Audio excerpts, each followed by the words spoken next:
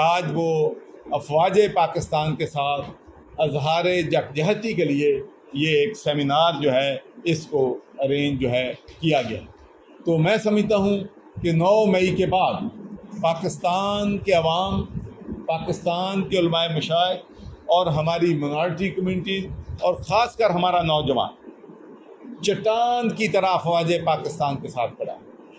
کل پاکستان مسلم لیگ کی بہت شارٹ نوٹس میں ریلی تھی اور اس میں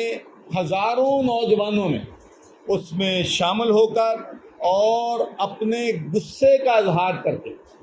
میسج لاؤڈ اینڈ کلیئر دیا ہے. یہ سمجھدار بچے ہیں،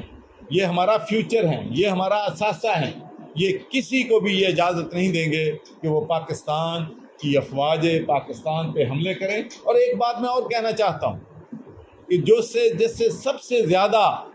میرا دل ہلا، میں رنجیدہ ہوا، میں اپسیٹ ہوا، وہ منظر تھے جب پاکستان کی فوج کے نوجوان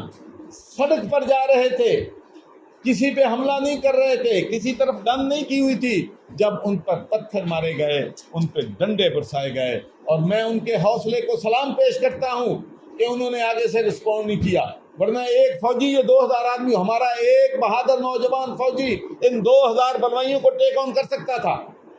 لیکن انہوں نے پتہ تھا کہ اس سے خون ریزی ہوگی، اس سے ملک کا نقصان ہوگا، اس سے افواج پاکستان اور عوام میں ایک خلیج پیدا ہوگی. اس لیے ہماری افواج پاکستان نے تحمل کا مظاہرہ کیا، برداشت کا مظاہرہ کیا، جس پہ میں سمجھتا ہوں پوری قوم ان کی شکر گزار ہے. افواج پاکستان زندہ باد، افواج پاکستان زندہ باد، شہدائے افواج پاکستان زندہ باد، قائد اعظم زندہ باد، قائد اعظم